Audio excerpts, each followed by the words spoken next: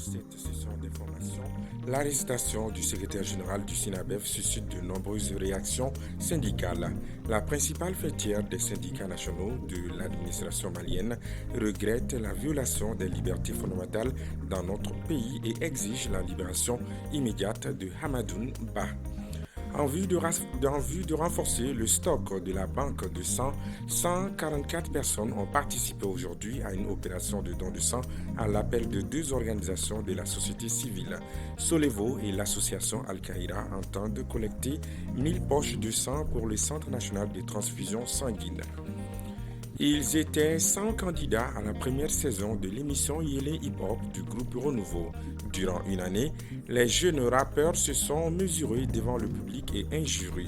Les deux talents qui se sont fait distinguer durant la compétition ont reçu leur récompense hier des mains de l'administrateur général du groupe Renouveau. Voilà pour le sommaire.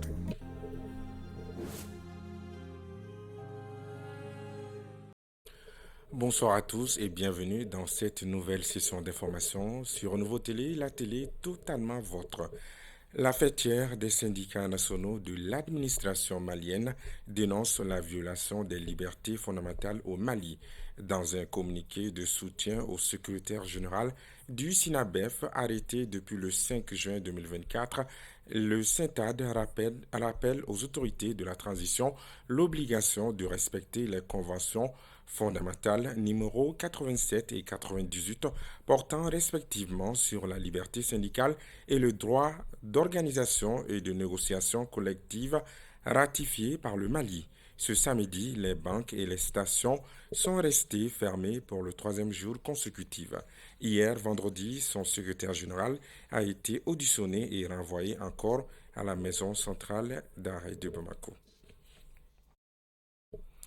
Par ailleurs, le syndicat des banques, assurances, établissements financiers et commerce du Mali, SINABEF, a annoncé cet après-midi la poursuite de sa grève jusqu'à la libération de son secrétaire général, Hamadoun Ba, et d'autres syndicalistes en détention au commissariat du 5e arrondissement de Bamako. Je vous le disais dans le titre, Solevo et l'association Al-Qaïda ont collecté une centaine de poches de sang ce samedi 8 juin 2024 au Centre national de transfusion sanguine. Cette opération vise à mettre le maximum de sang à la disposition de la banque de sang pour sauver des vies. Le compte-rendu est signé Oumar Koïta. Organisé par la société Solevo et l'association Al-Qaïda, ce don de sang qui a enregistré une forte mobilisation des donneurs volontaires s'inscrit dans le cadre de la responsabilité sociale de la société. Solevo Mali est une structure qui est spécialisée dans la distribution d'intrants agricoles et industriels.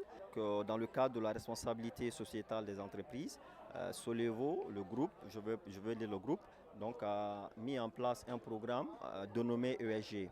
Donc c'est dans ce cadre que nous avons initié ce don de sang en partenariat avec l'association El Qaïda, vraiment pour sensibiliser toute la population malienne sur l'importance de ce geste. Donc je parle des femmes enceintes lors des accouchements, des interventions chirurgicales, ceux qui doivent faire des dialyses. Donc il y a beaucoup de personnes qui sont dans le besoin et aujourd'hui nous avons le devoir vraiment de faire ce geste-là pour pouvoir sauver des vies. À en croire les initiateurs, cette opération humanitaire vise à mettre en relief l'importance du don de sang pour la santé publique. Parce qu'en réalité, quand vous prenez le Mali, présentement, il y a un besoin considérable de sang. Donc c'est ce qui nous a poussé au moins à nous mettre ensemble et puis aller voir le CNTS juste pour pouvoir les informer par rapport à ce que nous avons comme projet. Donc c'est de se mettre ensemble, de sensibiliser, de mobiliser les jeunes pour pouvoir leur permettre de donner leur sang. Effectivement, ce n'est pas notre première fois qu'on fait le don de sang. L'année dernière, on a fait le don de sang, mais c'était au sein de notre entreprise. Cette année, on a voulu le faire à plus grande échelle. Donc, on s'est associé à l'association Al-Khaïra pour organiser ça à grande échelle et avoir beaucoup plus de poches de sang pour avoir beaucoup plus d'impact et être vraiment dans le cadre de la solidarité. Le représentant du Centre national de transfusion sanguine a salué cette belle initiative de Solevo et l'association Al-Qaïra. Pour lui, ce geste permet de renforcer le stock de sang. Cette initiative a été organisée par Al-Qaïra et Solevo. Vraiment, c'est salutaire. Donc, ça permettra que les malades puissent avoir du sang et la banque de sang aussi peut avoir quelques stocks pour les malades, surtout les femmes, surtout on est un pays de guerre maintenant. Donc pour les militaires, pour les femmes enceintes et pour les nouveau-nés et pour les enfants. A rappeler que cette activité a mobilisé l'ensemble des travailleurs de Solevo et la jeunesse de Daoudabougou. Dans un autre registre, l'insécurité persiste dans le cercle d'Ansongo. On a appris que le jeudi 6 juin 2024, aux environs de 21h, des hommes armés non identifiés ont attaqué l'île de Tassiga dans le cercle d'Ansongo. Le bilan, selon les habitants, fait état de 2 morts, un blessé et un porté disparu. L'attaque, selon les autorités locales, est l'œuvre des présumés terroristes qui sévissent dans la zone. Sous l'impulsion de la Confédération internationale des sages-femmes en collaboration avec le ministère de la Santé, l'Association des sages-femmes du Mali a procédé hier vendredi à l'ouverture des travaux de la 27e édition de la Journée internationale de la sage-femme, célébrée le 5 mai de chaque année. C'était au Centre international de conférence de Bamako, sous la présidence du chef du gouvernement, Dr Shogel Kokalamaïga. Bakari M. Sidibé pour le compte-rendu.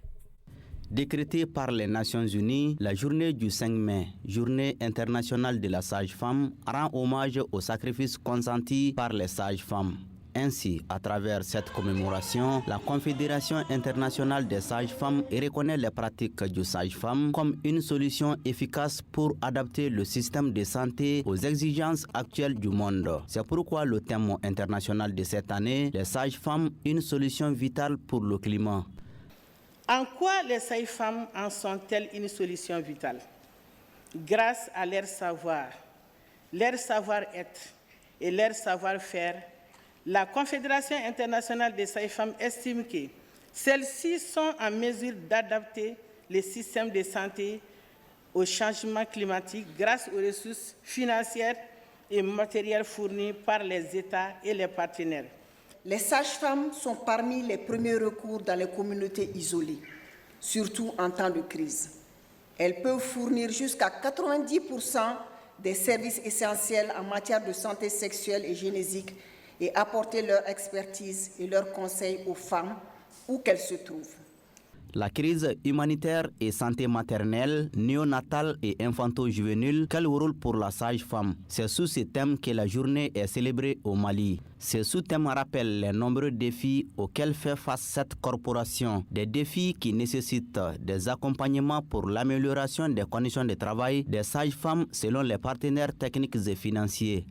En investissant sous le leadership du ministère de la Santé et du Développement social dans leur formation, dans leurs conditions de travail, en améliorant l'accès et la qualité des soins fournis, on investit dans l'avenir du Mali.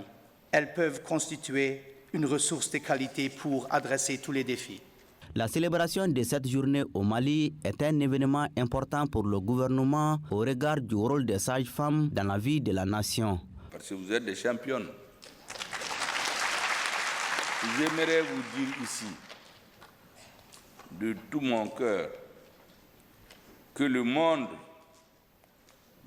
actuel a besoin de vous, a besoin de vos pensées, de vos émotions, car votre humanité même est en crise. Au cours de cette 27e édition, plusieurs communications sont prévues par l'Association des sages-femmes du Mali. Des attestations de reconnaissance ont été décernées aux plus méritants au cours de la cérémonie. L'ouverture des travaux a été aussi marquée par la visite des stands d'exposition.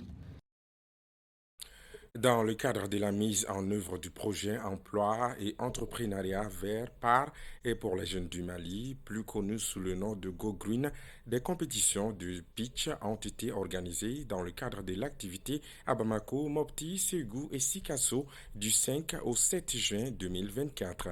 Après 3 jours de formation, l'organisation néerlandaise de développement a procédé ce vendredi à une cérémonie de remise des attestations aux lauréats.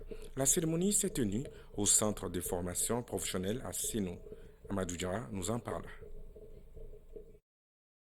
En effet, le projet Go Green a pour but d'augmenter les revenus pour les jeunes femmes et hommes, des jeunes à risque travaillant dans l'économie verte grâce à des opportunités d'emploi et entrepreneuriat décents et inclusifs dans les secteurs porteurs des systèmes agricoles alimentaires, énergie et eau.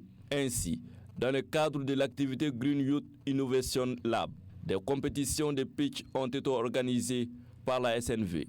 Après 3 jours de formation, sur 120 participants, 74 ont été retenus pour l'incubation. Avec qui nous allons continuer sans perdre de vue que vous êtes là et vous êtes dans le besoin. Et nous restons également à votre écoute, à votre disposition. Vous avez des besoins, nous sommes là. Les Green Coach qui sont d'autres jeunes comme vous sont là. Sentez-vous libre de les approcher. Sentez-vous libre de présenter vos problèmes à leur niveau. C'est effectivement l'approche entrepreneuriat jeune, par les jeunes et pour les jeunes.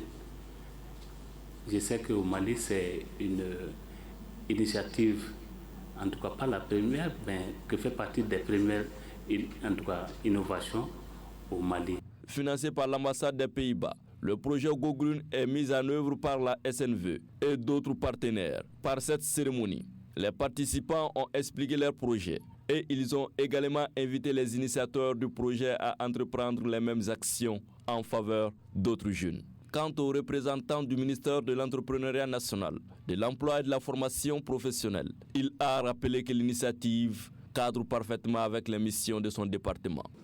En réalité, aujourd'hui, notre pays est dans une situation de lutte contre l'insécurité. Et l'insécurité, il faut voir ça au niveau de plusieurs dimensions. Je prends juste la dimension emploi. Si les jeunes ont de l'emploi, la sécurité est garantie. C'est pourquoi le département met tout en œuvre pour que les jeunes puissent vraiment trouver de l'emploi.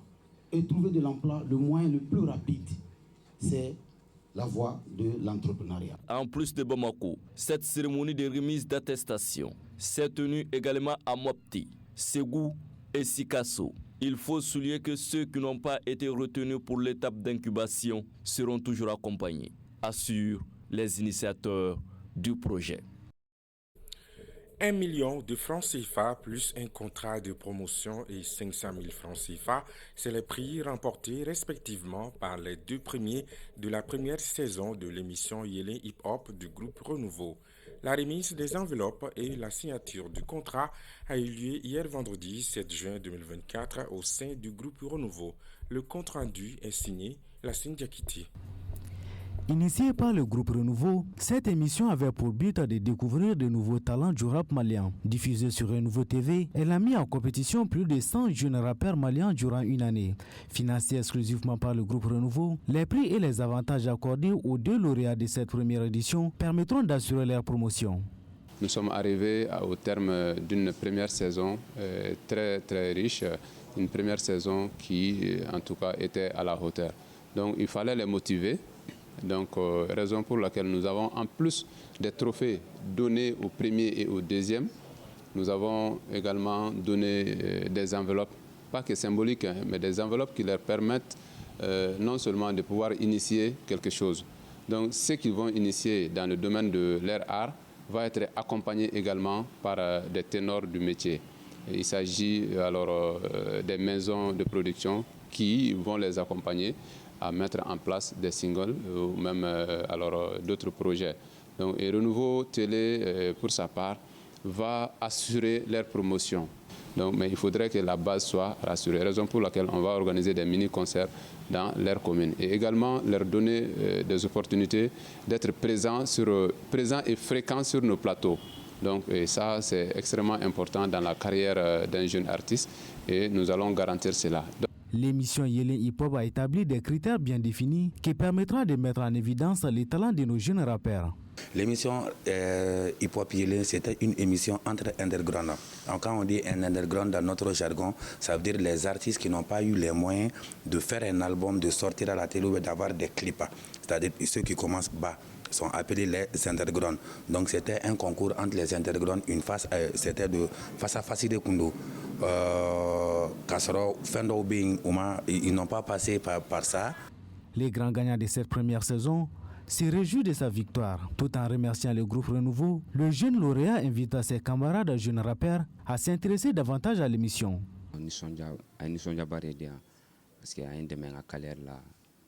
Je suis très content. L'émission Yélin Hip Hop m'a beaucoup aidé. À travers cette émission, je su que tu peux émerveiller tes fans sans pourtant faire des insultes. J'invite mes camarades rappeurs qui vont participer à la deuxième saison de faire preuve de sérieux et du respect, car il y a beaucoup d'avantages à tirer de l'émission.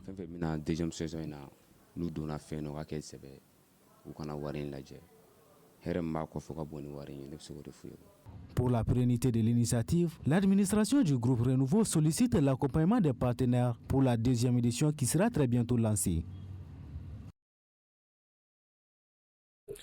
Une flèche qui va dans la forêt n'est pas perdue. Proverbe africain. Excellent week-end à tous. À bientôt.